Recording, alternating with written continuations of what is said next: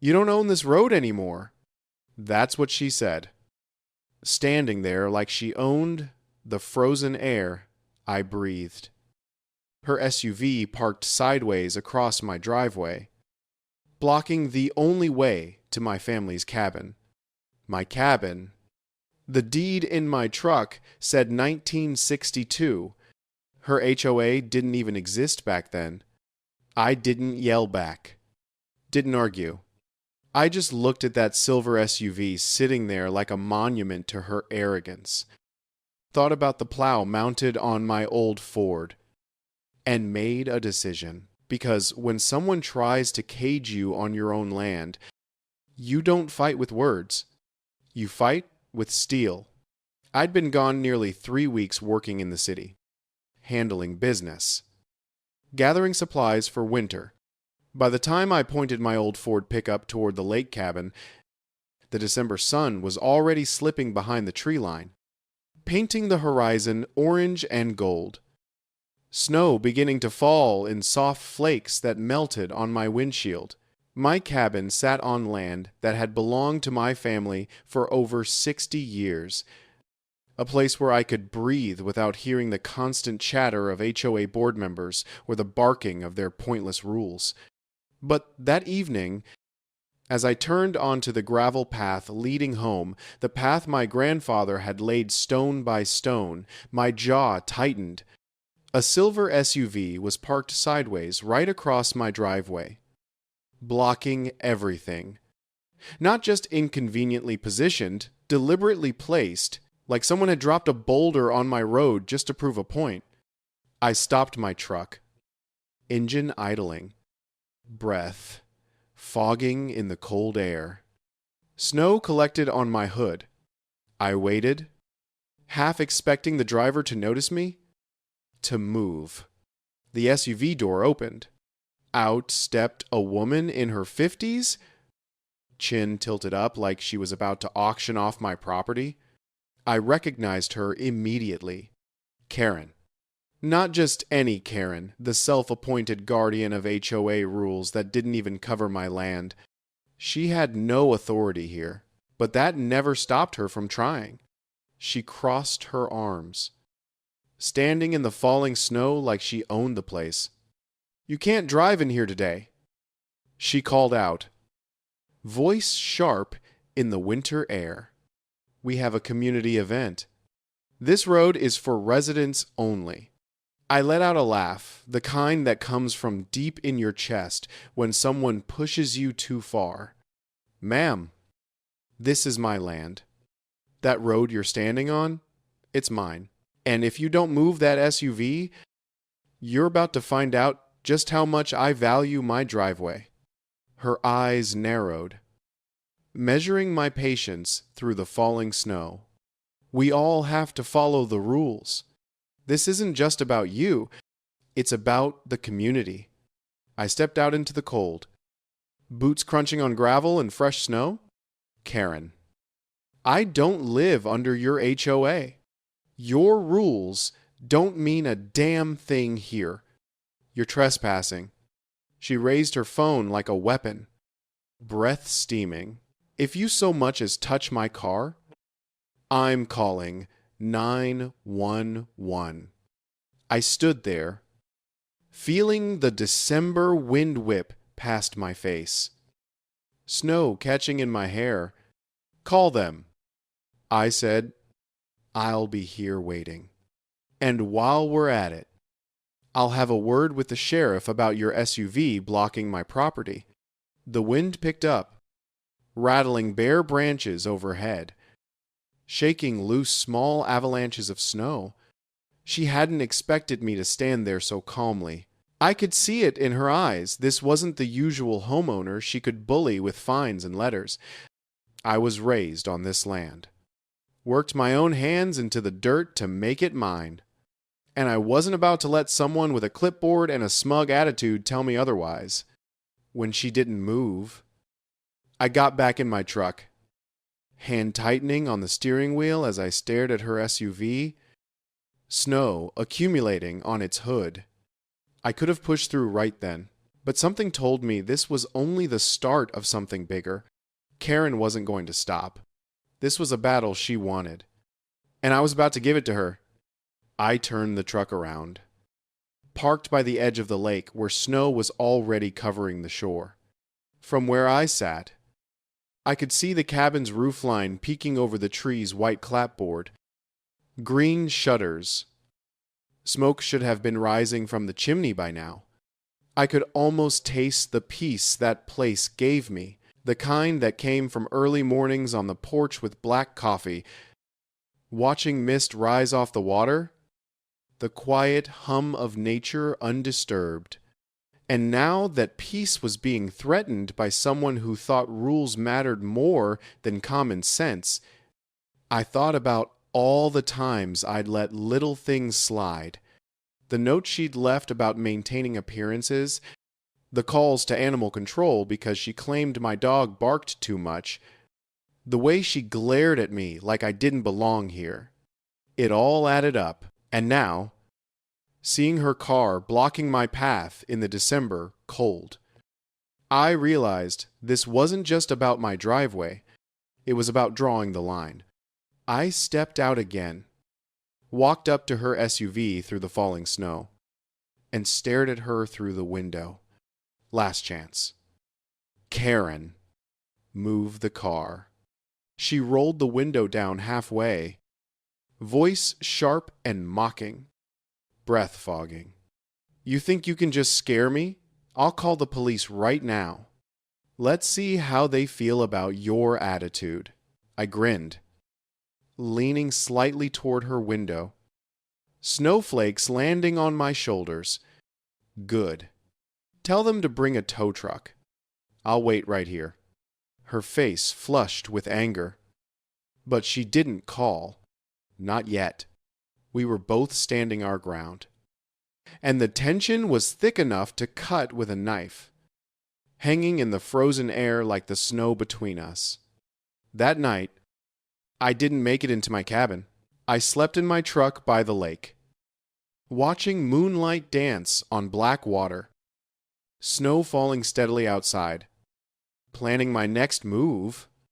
By dawn, with 6 inches of fresh snow covering everything, I knew exactly what I was going to do. The next morning, I woke to the sound of geese honking across the frozen lake and the sharp chill of December dawn creeping through the truck's windows. Snow had piled against the doors. My back ached from sleeping upright. But my mind was sharper than ever. As I sipped from a thermos of yesterday's coffee cold now, bitter, I thought about Karen and how this feud had started long before she decided to block my driveway. When I first inherited this lake cabin ranch from my grandfather, most neighbors were decent folks.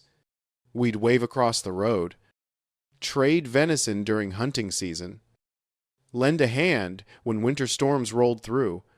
It wasn't perfect, but it was peaceful. Then Karen moved in last spring. When the snow had finally melted and the lake thawed, she arrived with her silver SUV, her loud opinions, and an obsession with HOA rules like she was born to enforce them. The irony was my property wasn't even under their jurisdiction. My land had been here before. The HOA existed deeds and boundaries clearly drawn in 1962. Still, Karen took it upon herself to act like my driveway and yard were part of her kingdom. The first time we clashed, it was over my old barn weathered wood, character built by decades. She claimed it was an eyesore and demanded I paint it to match community standards. I told her the barn was older than her HOA, and I'd paint it purple if I wanted. That didn't go over well. After that, she started leaving notes on my gate. Complaints about my grass being too wild, about my dog barking when I worked late, even about smoke from my fire pit drifting toward her porch. Every note had that condescending tone like I was a teenager getting scolded. I ignored most of them, but it got under my skin. Who gave her the right to tell me how to live on my own land? One incident stood out above all others. Early summer, I'd parked my truck near the lake to unload firewood. When I came back, Karen was standing there, arms crossed, scolding a group of kids who'd wandered onto the shore. They weren't doing anything wrong, just skipping stones, laughing like kids do. She was yelling about trespassing and community safety. I stepped in, told her to cool it, reminded her this lake wasn't her private playground. She turned on me with fury I won't forget. You think you're above the rules because you live out here by yourself? Well, not anymore. That was when I realized she wasn't just a nuisance. She was the kind of person who needed control, and she was willing to push until someone pushed back. And now, with her SUV blocking my driveway in the December snow, it was clear she was ready for another fight. As I drove back up the gravel road, now covered in snow, tire tracks from yesterday still visible, I saw her standing beside her car again, phone in hand, wearing a heavy coat but the same smug look. I stopped a few feet away, stepped out into the cold. "Morning," I said, as calm as I could manage, breath steaming. "You're trespassing." She shot back. "Rehearsed," I laughed, shaking my head. "Snow crunching under my boots, on my own land. Karen, you've lost it. This road is part of the community." She snapped. "We voted on new parking rules. This access is now restricted." Voted. I took a step closer. Snow falling between us. Let me guess, by you and your friends, who don't own this road. Her lips tightened. She didn't answer. Instead, she lifted her phone like a badge. "One call to the sheriff, and you'll regret this." I crossed my arms, staring her down. Snowflakes catching in my hair. Go ahead. He and I played football together in high school. I'll tell him to bring donuts. Her face turned red. For a moment, I thought she might actually throw the phone at me. But she didn't. She just got in her SUV, slammed the door, and revved the engine like a challenged tires spinning in the snow before finding traction. Spraying slush as she tore off down the road, I stood my ground, watching her disappear, feeling the tension roll off me like the snow melting on my jacket. But I knew this wasn't over. Karen wasn't the type to retreat quietly. She'd be back probably with some new scheme or complaint. That's when I decided I needed to prepare, not just for the next argument, but for a full-blown battle if it came to that. I spent the rest of the day at the cabin, finally inside, fire crackling in the stone fireplace, patching the porch that winter had damaged, clearing snow and ice, all while keeping an eye on the road. Every crunch of tires in the distance made me tense, half expecting her to return with reinforcements. But the only visitors were deer at the tree line and a hawk circling high above through gray December clouds. By evening, I sat on the porch with a plate of beans and cornbread, wrapped in my grandfather's old wool coat, thinking about my next move. I wasn't just going to defend my driveway. I was going to put an end to this nonsense once and for all. If Karen wanted to play games with rules, I'd bring the law into it. I'd make sure she understood exactly where her power ended and mine began. The cabin was quiet that night, wood popping in the stove. But my mind wasn't. I knew tomorrow would bring something new. And I was ready. The next morning, I woke to the rumble of tires crunching on snow-covered gravel. For a moment, I thought it was a delivery truck, or maybe a neighbor passing through. But when I stepped onto the porch with my coffee, breath fogging in the December cold, I saw that silver SUV again, sitting at the mouth of my driveway like an oversized guard dog. Snow piled on its roof, Karen was already out of the vehicle, pacing back and forth in her heavy winter coat, talking on her phone loud enough for me to hear. Yes, officer. He's threatening me. This man is blocking community access. You need to send someone down here right now. I nearly laughed out loud. Threatening her? I hadn't even spoken to her yet this morning. I set my coffee cup on the porch railing, snow falling steadily, and walked toward the gate slow. Steady. Boots kicking up small clouds of powder. You really called the cops? I asked. Voice calm but with a steel edge. Karen spun around. That triumphant look plastered on her face despite the cold. You leave me no choice. You can't just intimidate people and think you can get away with it. This is community property now. I shook my head, letting out a low whistle. Snow collecting on my shoulders. Community property. Lady, this driveway has been in my family since the 1960s. I have the deed framed inside my cabin. You're trespassing. Plain and simple. She glared at me. Breath steaming. That little cabin of yours doesn't make you special. We all have to follow the same standards.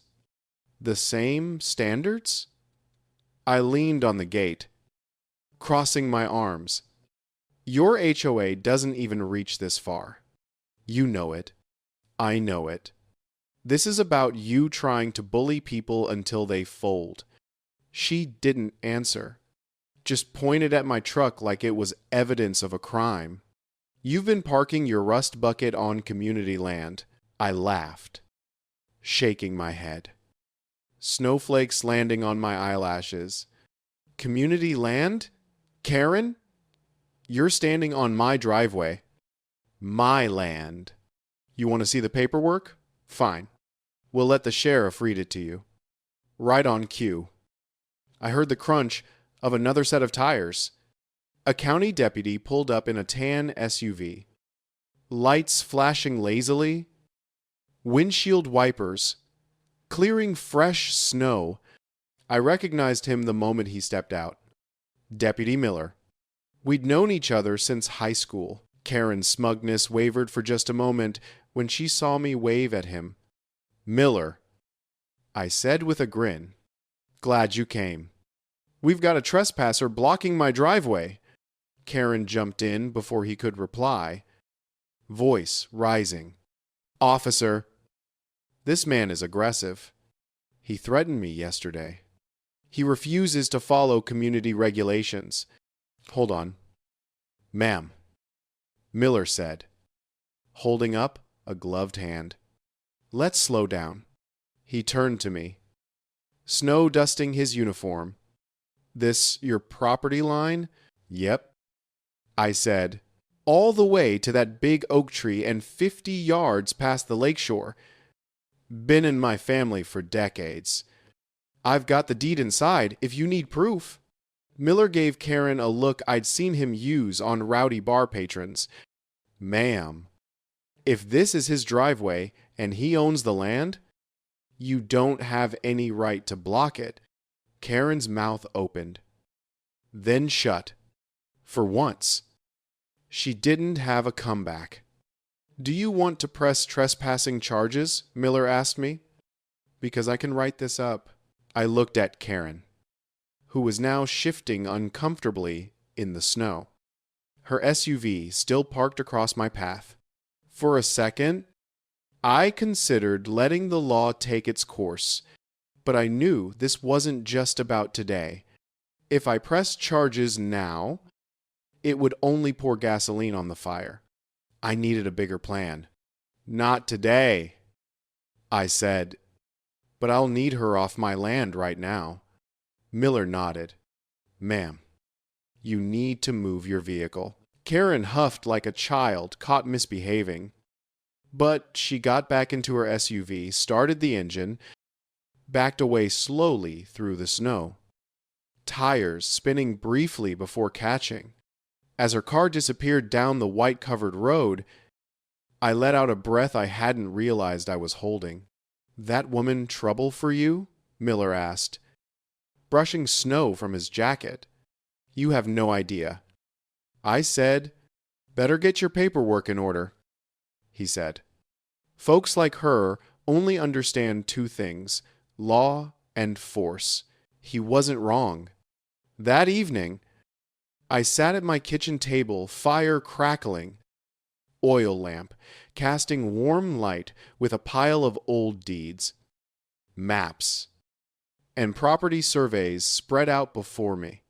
If Karen wanted to play legal games, I'd make sure I was ready to hit her twice as hard. It wasn't just about my driveway anymore. It was about setting boundaries she couldn't cross. By the time the sun dipped below the frozen lake, turning the snow pink and gold, I had a plan forming in my mind. And if Karen thought yesterday's standoff was me being aggressive, she hadn't seen anything yet. After the showdown with Karen and the visit from Deputy Miller, I knew it was time to get serious. The woman wasn't going to stop with warnings or arguments.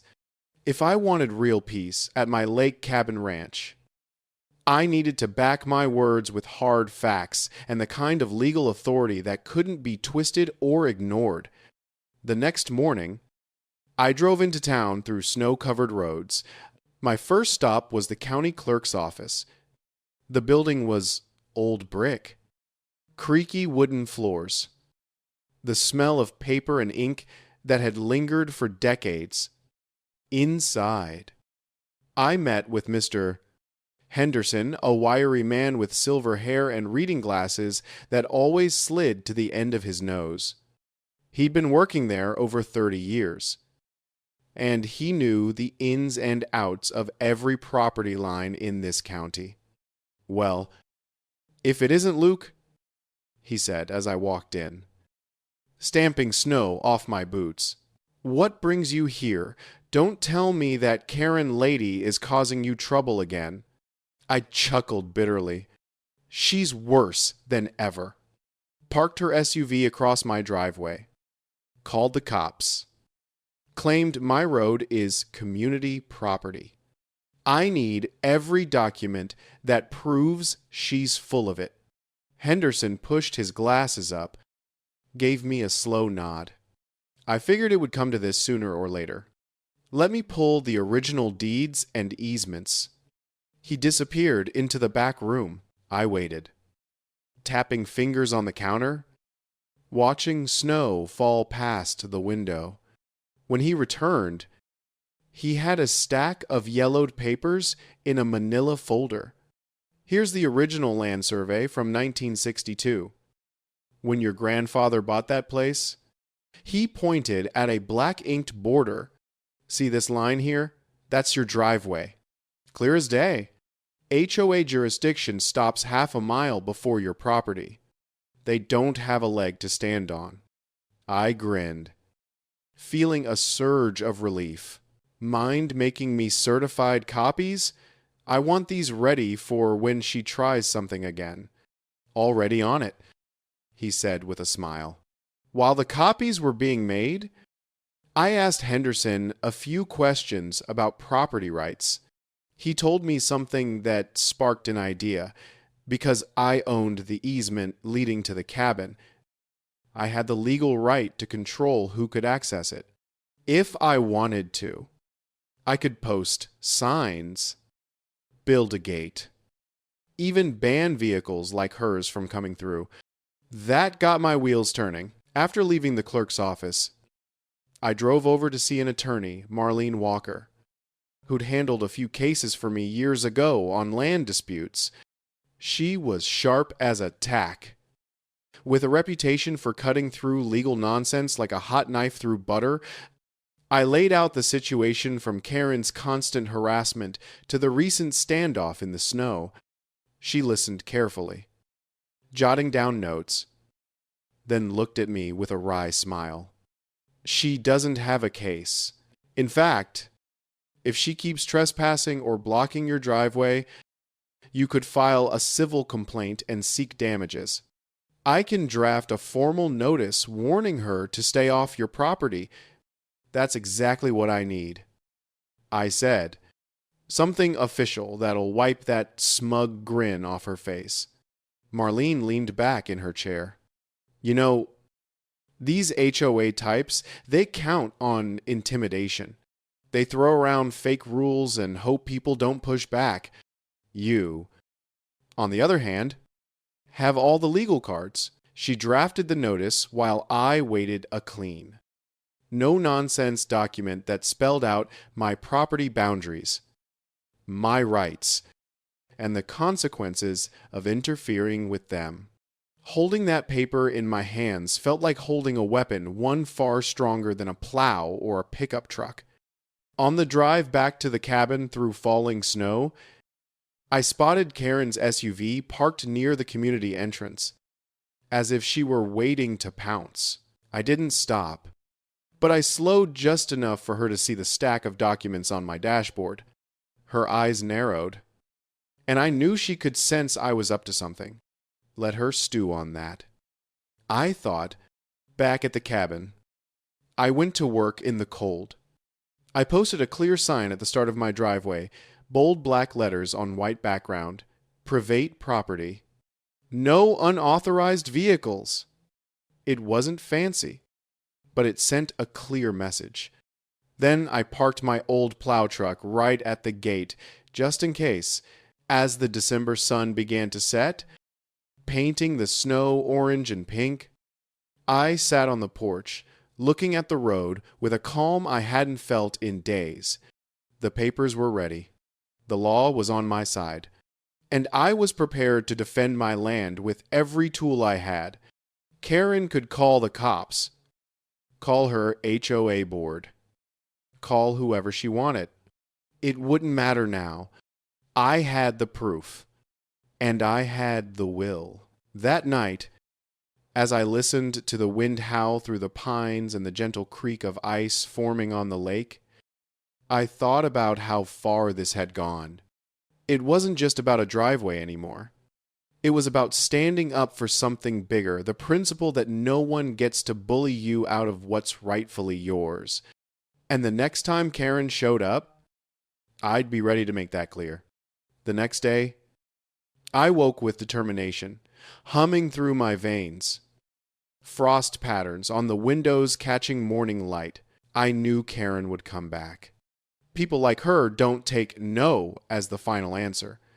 Sure enough, just after lunch, while I was splitting firewood in the cold, breath steaming, I heard the distant growl of her SUV. I stood on the porch, arms crossed, as the silver beast rolled down my snow-covered gravel road like it owned the place. She parked sideways again, but this time she didn't even bother with a fake smile. Take that sign down. She barked through her open window, pointing toward the new private property sign I'd planted yesterday. You're violating community regulations. I laughed. Couldn't help it. Karen, that sign is on my land. And if you're too blind to see that, maybe I'll give you a lesson you won't forget. She tilted her head, smirking despite the cold. Oh, really? You think your old truck scares me? That was all I needed to hear. I walked to the barn, Karen's voice trailing after me like a buzzing mosquito. Inside the barn, my old Ford pickup sat waiting, its rusty front bumper gleaming in the dim light. I'd already mounted the plow on it earlier in the week. A heavy steel blade I usually used for clearing snow in winter. Today, it was for something else entirely. I started the engine. The deep rumble filled the barn and rolled out into the open air, echoing across the frozen lake. Karen stopped talking. She watched wide-eyed as I eased the truck forward. the plow's edge scraping against gravel and snow, throwing up sparks and powder as I lined up the truck directly with her SUV. "What do you think you're doing?" she yelled, voice breaking in the cold air. I rolled down the window, snow blowing in. "I told you yesterday." "Karen, you're not blocking my driveway again." "You wouldn't dare," she hissed, holding her phone up like a weapon. "I'm filming this. You'll regret it." I grinned, inching the truck closer through the snow. "Good. Make sure you get my good side." The plow's blade came within a foot of her bumper, snow and gravel building up in front of it. She panicked, scrambling to get back into her SUV. I kept creeping forward slow, steady, letting the metal edge push a pile of frozen gravel and snow closer and closer to her tires. My heart was pounding, but I didn't waver. This wasn't about violence or destruction. It was about showing her I wasn't bluffing. "You're insane!" she screamed from inside the SUV, voice muffled by glass and winter wind. "I'm calling 911 again. Go ahead," I said, loud enough for her camera to catch it. "Tell them how you blocked my driveway and got plowed out of the way." Finally, she threw the SUV into reverse tires, spinning in the snow, spitting rocks and slush as she backed up and tore off down the road, fishtailing slightly before straightening out. I stopped the truck and sat there, breathing hard, hands trembling, not from fear, but from the rush of standing my ground. For the first time in weeks, I felt in control. After Karen sped off, I parked the truck right at the end of the driveway like a barricade, snow falling around it. I wasn't going to give her a second chance to play these games. Then I called Deputy Miller just to make sure my bases were covered. "She blocking you again?" Miller asked when he picked up. "Not anymore," I said with a chuckle. "Let's just say I encouraged her to leave." There was a pause on the line. Then a low laugh. "Luke, I can't officially condone whatever you just did, but I'm glad you're standing your ground. If she files a complaint, you've got the paperwork to back you up." "Exactly," I said, "and I'll be ready for her next move." By evening, the road was quiet again, just the sound of wind through frozen trees and the crackle of fire inside the cabin. I sat on the porch with a fresh cup of coffee, watching the December sunset stain the sky gold and crimson, snow glowing pink in the fading light. For the first time in days, I felt like my cabin was truly mine again. But I also knew Karen wasn't finished. People like her don't walk away. They plot, they scheme, and they come back harder. And when she did, I'd be ready with more than just a plow. I had the law, the sheriff's support, and enough grit to outlast anyone who tried to push me around. That night, I barely slept, not because I was worried, but because my mind was working on the next step. Karen's little war had pushed me to dig deeper, to make sure I never had to face this nonsense again. Tomorrow, I would take my fight straight to the HOA board, using every legal tool at my disposal. This wasn't just about a driveway anymore. It was about drawing a line in stone, not sand, and making sure everyone saw it. 2 days after the showdown with my plow truck, I thought maybe Karen had finally gotten the hint. The driveway stayed clear, just tire tracks in the snow. Mine and no one else's. The air around the lake was still, broken only by the chirping of winter birds and the occasional splash of ice breaking on the shore. I was fixing loose boards on the porch, breath fogging in the December cold, when I noticed something unusual near the gate. A crisp white envelope tucked under the latch, already dusted with fresh snow. No stamp, no return address. Just my name scribbled in heavy, angry handwriting. I tore it open, skimmed the contents. My jaw tightened as I read. The letter was written on official-looking HOA letterhead, loaded with accusations and threats. According to the letter, I owed community violation fees for aggressive conduct, blocking community access, and unauthorized signage. They even threatened to place a lien on my property if I didn't pay up within 10 days. The absurdity made me laugh out loud. Standing there, in the snow, my land wasn't under their jurisdiction. I had the proof, but this was Karen-style bully tactics. Intimidation, and empty threats dressed up to look official.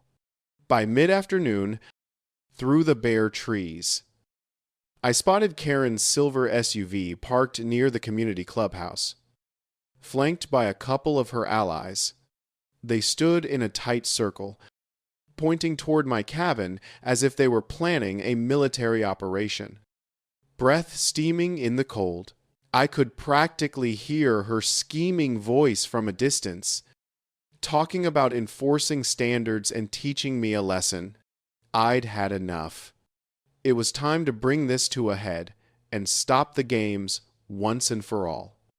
The next morning, I drove into town through snow-covered roads, windshield wipers working overtime. Back to the county clerk's office, that old brick building with floors that creaked like old saddle leather. The smell of dust and ink lingering in the warm air. Behind the counter sat Mr. Henderson. Same as before, white hair. Glasses on the tip of his nose. Well, if it isn't Luke. Henderson said with a knowing smile as I walked in, stamping snow off my boots. Let me guess. This is about that HOA woman? Bingo. I said, tossing the letter onto the counter. She's threatening liens now. I need every document that proves she has zero authority over my land. Henderson chuckled. I figured it would come to this. I'll get the originals again, plus a few extras this time. He returned with a stack of documents, spreading them out like cards. Here's the land survey from 1962, back when your grandfather bought the property. He pointed with a bony finger. This line here shows your driveway. Clear as daylight. Their HOA doesn't even touch this area. They're bluffing. Can I get more certified copies? I asked. Of course, Henderson replied. Wave these in their faces, or better yet, hand them to the sheriff. With fresh copies in hand, I headed straight to Marlene Walker's law office through streets lined with snow. Marlene read through the HOA letter, her lips curling into a smirk. This is garbage, she said flatly. They don't have jurisdiction, and they know it. I'll draft a cease and desist letter for you. If they step 1 foot over the line again, we'll file for harassment and trespassing. Make it airtight. I said, within half an hour, I was holding a letter that spelled out every legal fact in black and white, stating beyond doubt that Karen and her HOA had no authority over my driveway, no right to demand payment, and no claim to my land. When I got back to the cabin, snow falling steadily now, Karen was waiting. Her SUV was parked just off the road, and she stormed toward me the second I stepped out of my truck. Wind whipping her coat. You think that plow stunt scared me? She said, jabbing a finger in my direction.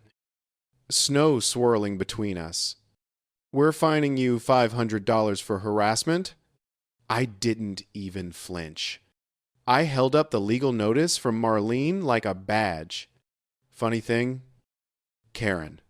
According to the county and my attorney, you and your HOA don't own a single inch of this road. You don't have the authority to fine me for anything. Her face twisted as she tried to read the document through falling snow. This can't be right. Oh, it's right, I said firmly. You step onto my property again, and I'll have you charged for trespassing. The sheriff's already been here. He knows exactly what's going on. For the first time? I saw the confidence drain from her eyes. She stammered something about rules and community safety, but the words rang hollow, carried away by the winter wind.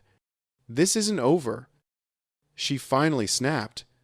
Oh, I think it is. I said, voice steady despite the cold, because I'm done letting you push me around. She turned on her heel, got into her SUV, and tore off down the snowy road. A few hours later, I saw two of her allies standing near the property line muttering, pointing at my cabin through the falling snow. I didn't confront them. Instead, I pulled out my phone, filmed them, and called out, "Smile for the camera." My lawyer loves this kind of evidence. They scattered like scared chickens that evening. I sat on my porch fire crackling inside. Dog curled up beside me, a cold beer in hand despite the winter chill. The sky turned pink and gold as the sun set behind snow clouds. And for the first time in weeks, I felt a real sense of calm. But I knew Karen's pride wouldn't let her stop here. People like her always make one last desperate move before they realize they've lost. And I was ready for it. I didn't have to wait long for Karen's final move. The very next afternoon, wind howling. Snow falling sideways, a thick envelope arrived. Delivered by hand. Half buried in fresh powder on my porch. This time, the HOA board had signed it themselves, with Karen's name at the bottom in bold ink. They weren't just threatening fines anymore.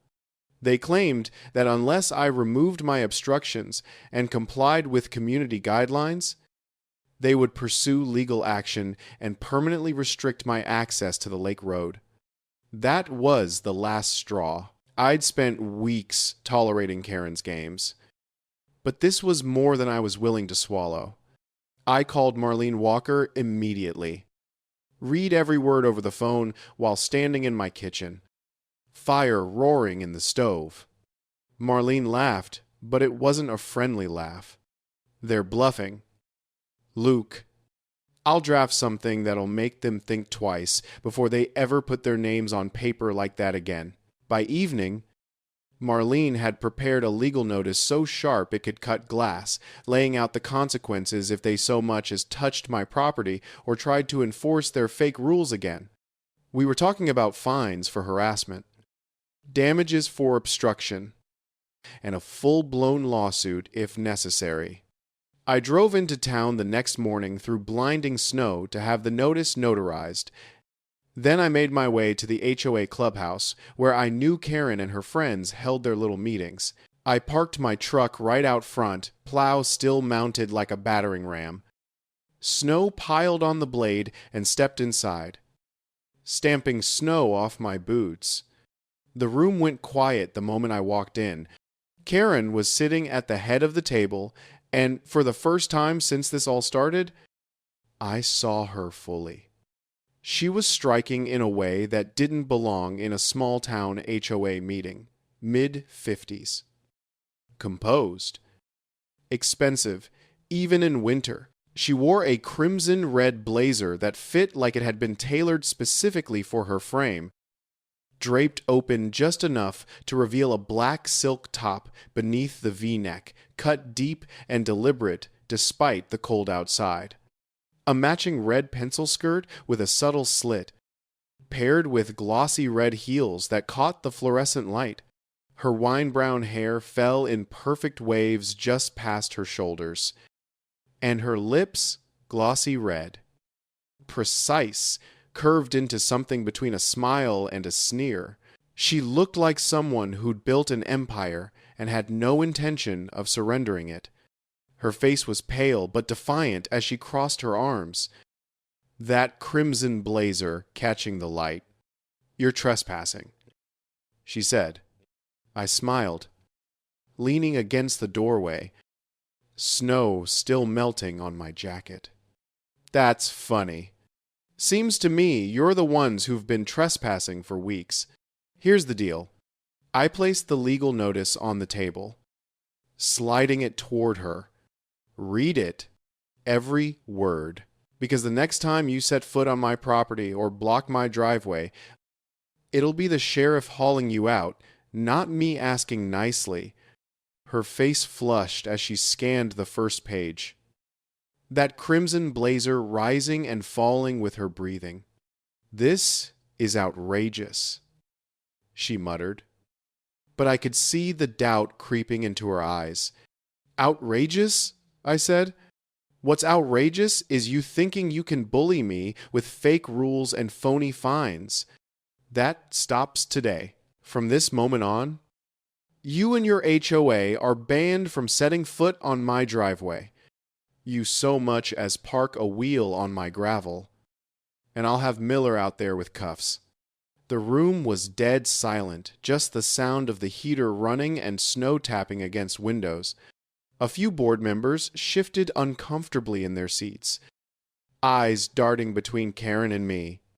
I leaned closer, voice low but steady. "You want to keep playing games? Fine. I'll take this all the way to court. I'll win. And when I do, I'll sue you personally for every ounce of stress and time you've cost me. Are we clear?" Her lips tightened. That glossy red mouth pressed into a thin line. She didn't answer. That was good enough for me. I turned and walked out, feeling the weight of weeks of frustration lifting off my shoulders. That night, I set up a new gate at the end of my driveway, sturdy steel, locked with a heavy chain. Snow already collecting on the crossbar. It wasn't fancy, but it was enough to make a statement: no more games. I posted another sign beside it: "Private access only. Violators will be prosecuted." The following morning, Karen came driving by, slowing down when she saw the new gate. Snow crunching under her tires, her face was a storm cloud through the windshield. That crimson blazer visible even from a distance. But she didn't stop, didn't even roll down her window. She just kept going. And I knew then that I had finally won. For the first time in weeks, I slept like a rock, no tension in my shoulders. No wondering if I'd wake up to find my driveway blocked. Just the sound of wind through pines and ice cracking on the lake. My cabin felt like home again, quiet and unbothered. Just the way my grandfather intended when he built it in '62. But victory wasn't just about keeping Karen off my land. It was about the principle of it all, about knowing that I stood my ground when it mattered. I didn't cave. I didn't fold under pressure. And I didn't let someone's inflated sense of power trample on my rights. The next weekend, I threw a small gathering. A few neighbors who'd supported me through the ordeal came over despite the cold. We grilled steaks by the frozen lake, snow falling softly, laughed about Karen's failed attempts at control, and toasted to the fact that sometimes the only way to deal with bullies is to stand taller than they expect. One neighbor, old Tom, who lived down the road, clapped me on the back, breath steaming. "You did what all of us wish we'd done years ago. You told that HOA to shove it." I grinned. All it takes is a plow truck and a little backbone. Karen never returned to my driveway after that. Whether it was because of the legal notice, the gate, or just the realization that I wasn't going to budge, I didn't care. The war was over, and I had my peace back. The following week was the quietest I'd experienced since Karen first decided to turn my life into her personal battlefield. No SUV blocking my driveway. No angry letters tucked under the gate. No HOA board members prowling around with clipboards, just snow falling. Ice forming. Winter settling in the way it should. I woke early that Sunday morning to the gentle light of dawn spreading over the frozen lake, turning everything silver and blue. The water was solid now, thick ice stretching to the far shore, covered in a blanket of fresh snow. A cool breeze carried the scent of pine and wood smoke through the open window. I brewed a pot of black coffee, stepped onto the porch wrapped in my grandfather's wool coat, and just stood there, soaking in the silence, breath fogging in the December air. It was the kind of peace I'd almost forgotten. The new gate, at the end of my driveway, stood solid steel gleaming under fresh snow, chain locked tight, icicles hanging from the crossbar.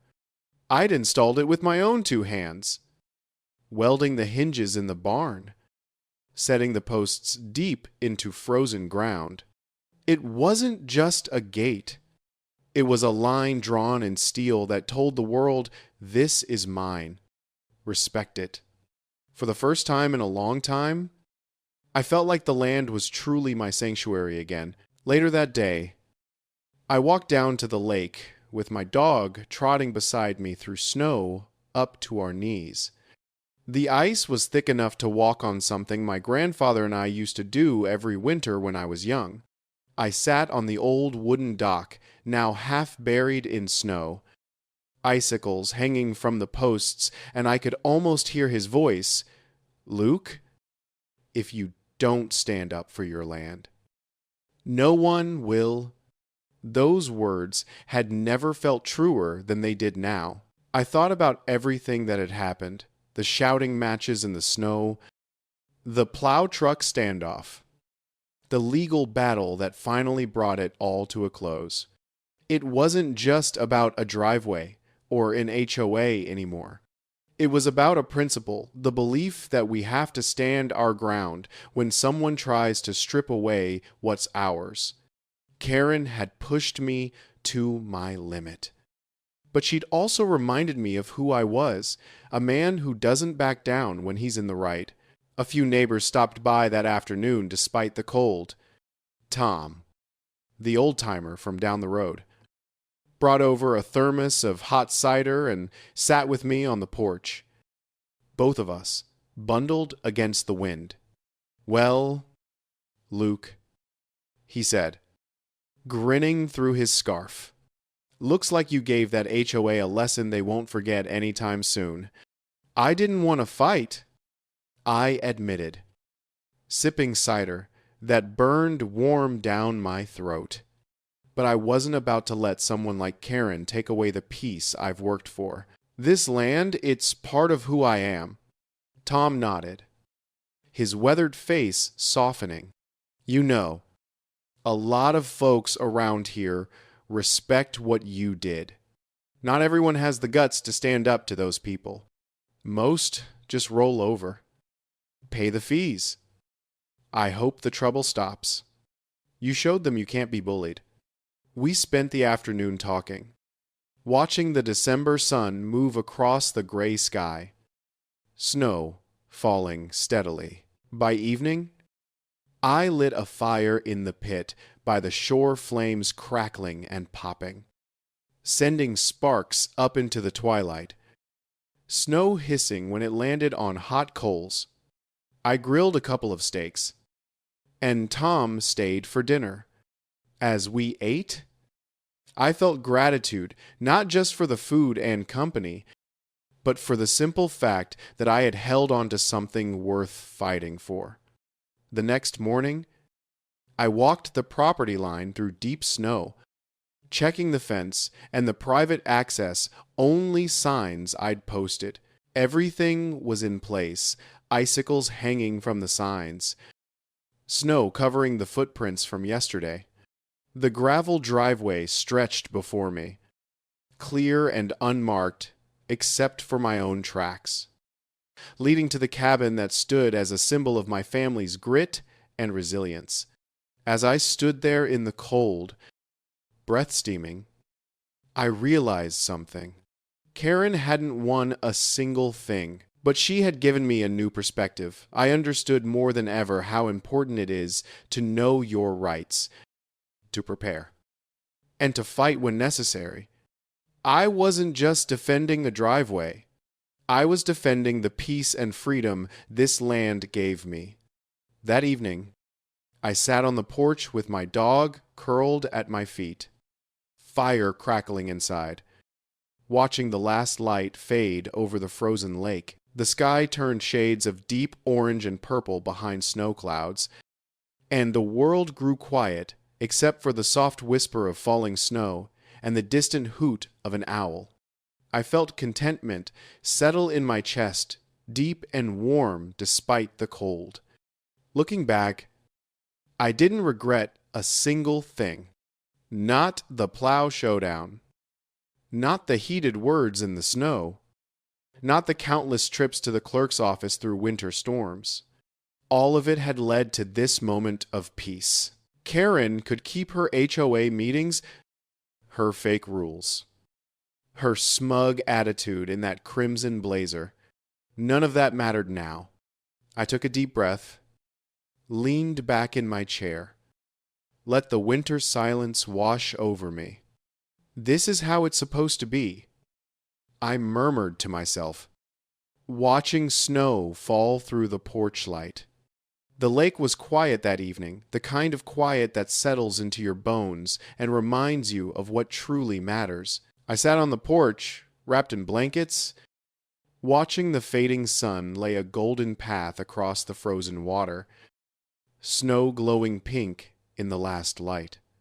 The plow truck was parked by the gate like a faithful guard covered in snow. Now, icicles hanging from the blade, but I no longer felt the tension that had gripped me for weeks. For the first time in a long while, I felt free. I thought of my grandfather, the man who'd built this cabin with his own hands, who'd laid every stone in this driveway. He used to say, "Land isn't just soil and trees. Luke, it's a piece of your soul. Protect it." Those words echoed through me as I looked over the property I had fought so hard to defend, every board of the porch, every stone in the fire pit, every inch of gravel on the driveway covered in fresh snow. They all carried my family's history and my sweat. The battle with Karen had been ugly, but it had taught me something about resilience. Standing up for yourself isn't about pride. It's about knowing when silence means surrender and when it's time to push back. I didn't fight because I wanted trouble. I fought because peace is worth defending. As night fell, the lake reflected the stars through breaks in the clouds, each one shimmering like a quiet promise. Snow falling gently around them. I leaned back, my dog resting at my feet under the blanket, and felt a deep, steady calm. No HOA rules. No angry voices in crimson blazers. No one trying to take what wasn't theirs. Just me. My land. The winter silence. And the memory of those who taught me to value both.